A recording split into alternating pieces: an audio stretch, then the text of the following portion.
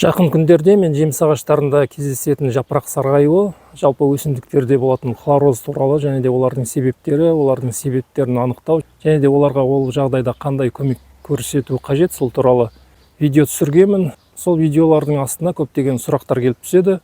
Олардың көбінің мазмұны жеміс ағаштарының жапырағы қараяды, күйген сияқты болады және де жеміс ағаштарының қурап жатыр, жапырақтары қарайып жатыр деген сұрақтар келіп түседі.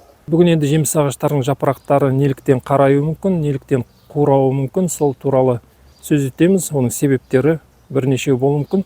Ал енді оған дейінгі видеоны арнадан көрсеңіздер болады. Хлороз туралы 2 видео түсіргенмін.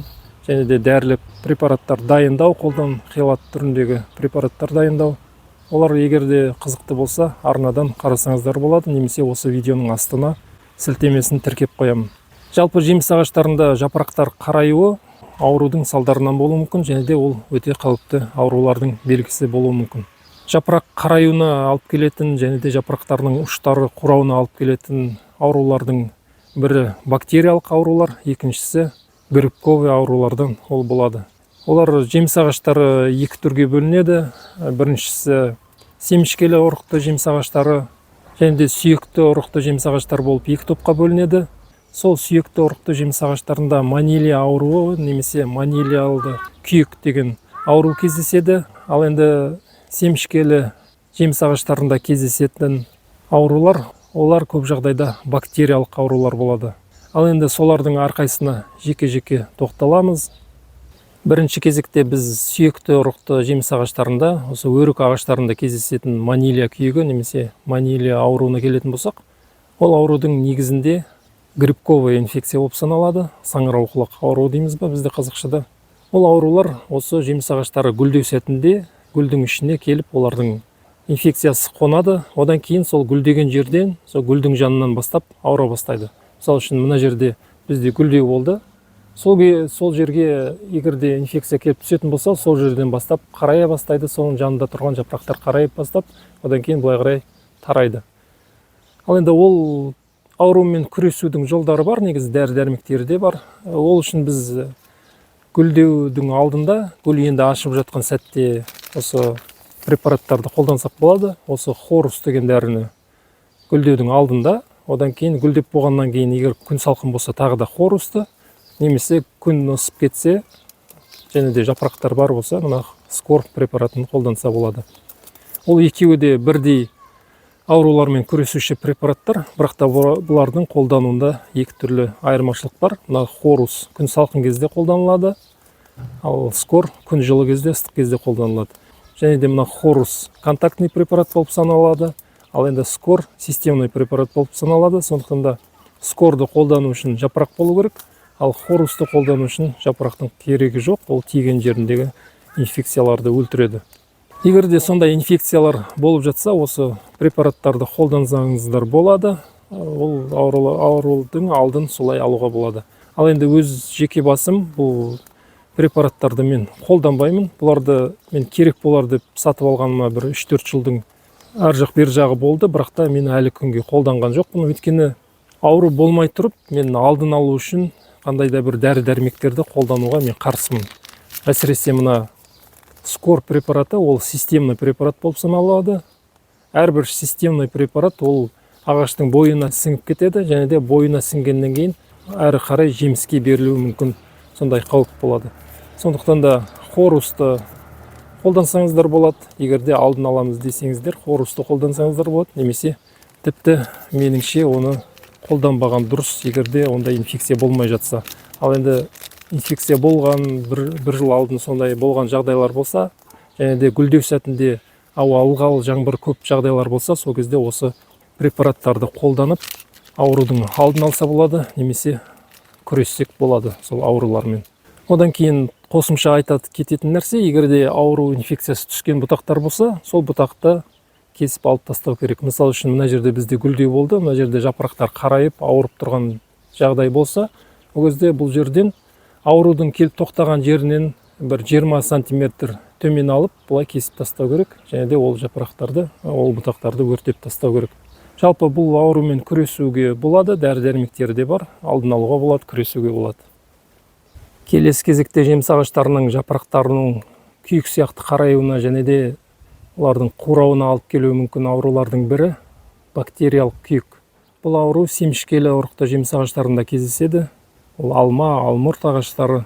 Бұл ауруда алдыңғы манилия ауруы сияқты жеміс ағашы гүлдеген сәтте, гүлдеу сәтінде гүлдің ішіне келіп аурудың инфекциясы түседі. Содан кейін гүлдің жанынан инфекция тарай бастайды. Мысалы үшін мына жерде гүл болған болса, соның ішіне инфекция келіп түссе, соның жанындағы жас бұтақтар ауырып қарая бастайды. Және де бұл аурудың бірден бір белгісі мынау. Және де мына ауырған бұтақтар қап-қара болып күйік сияқты болып тұрады. Сонымен қоса былай үш жағы майысып тұрады төмен қарай. Осылай майысып тұрса, және де әрбір жерінде шырын сыртқа шығып сондай белгілер болса, ол бактериялық күйік ауруының белгілерінің бірі болып саналады. Бұл өте қауіпті ауру. Бұл аурудан абай болу қажет. Бірінші болып бұндай жағдайды байқаған кезде сол инфекция түскен ауырған бұтақтарды кесіп алып тастау керек. Санитарлық жұмыстар бұл жерде өте маңызды рөл ойнайды, өйткені бұл аурудың емі жоқ, ешқандай дәрісі жоқ. Сондықтан да егерде мына жерден гүлдің жанынан инфекция түсіп, мына тұрған жапырақтар ұш жағы осындай майысып, қарайып, күйік сияқты болып тұрған болса, мына жерге дейін ауырып тұрса, біз 20 сантиметр сау жерден төмен түсеміз де, мына жерден кесіп алып тастаймыз. Егерде инфекция түскен жер бірнеше бұтақта болса, бірнеше бұтақтың барлығын кесіп алып тастаймыз, және де сол инфекция түскен бұтақтарды дереу өртеп тастаймыз. Өйткені бұл өте қауіпті ауру, ағашты аяудың керегі жоқ, ең бастысы бұл жерде инфекцияны тоқтату. Мен бұл алмұрт ағашының жанында бекер тұрған жоқпын. Бұдан бірнеше жыл бұрын, шамамен 3 жылдай бұрын, бұл алмұрт ағашында сондай бактериялық ауру болды. Жан жағынан бірнеше бұтағынан сондай аурулар басталды. Сол кезде мен жан жағынан кесіп бастадым. Биіктігі шамамен осындай еді, бұдан да биіктеуі де үлкен еді.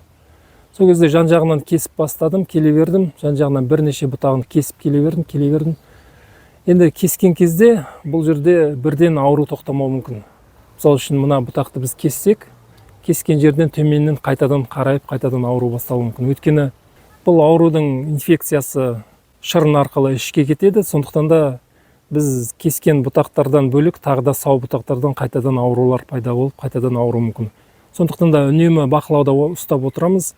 Қайтадан егерде сау бұтақтарында ауру пайда болып жатса, ол бұтақтарды да дереу кесіп, дереу алып тастап өртеп отырамыз.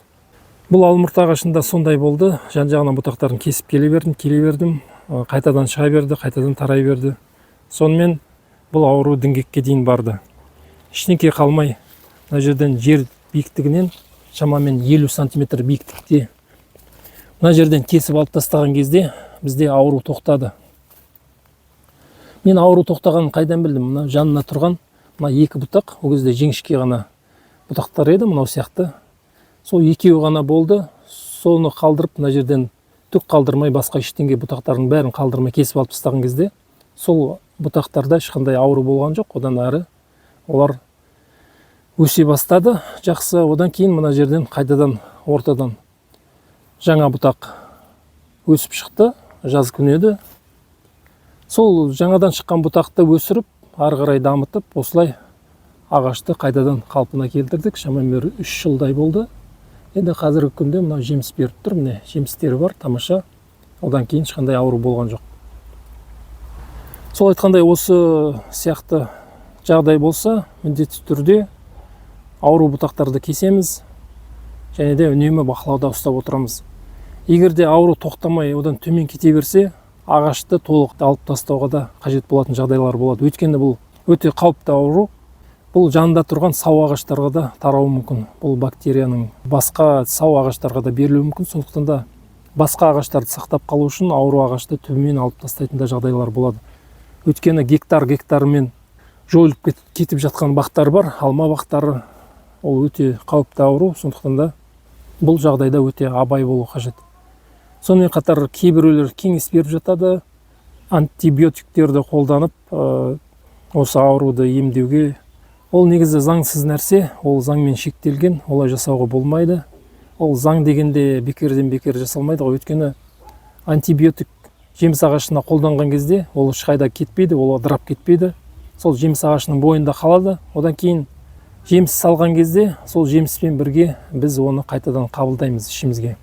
Егер де антибиотикті осылай бет алды әркім қолдана берсе, жеміс ағаштарында, бақтарда, ол антибиотиктер осындай жеміс құрамдарымен, көкөністермен біздің ішімізге солай бара беретін болса, ол кезде ол адам өміріне қауіпті.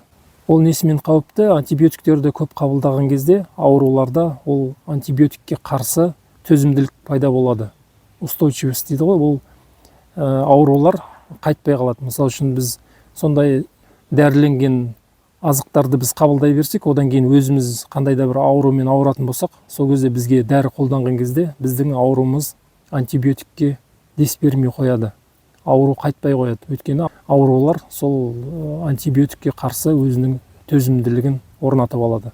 Сондықтан да антибиотикті беталды қолдану, жеміс ағаштарында қолдану ол өте қауіпті.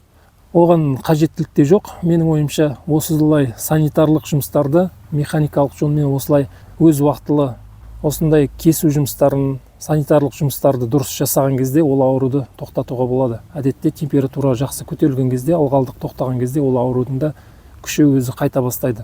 Сонымен қатар жеміс ағаштарына ауру түсірмеу үшін жеміс ағаштарын жақсы күтіп баптау керек. Олардың иммунитеті жоғары болған кезде олардың да өзі ауруға дес бермейді.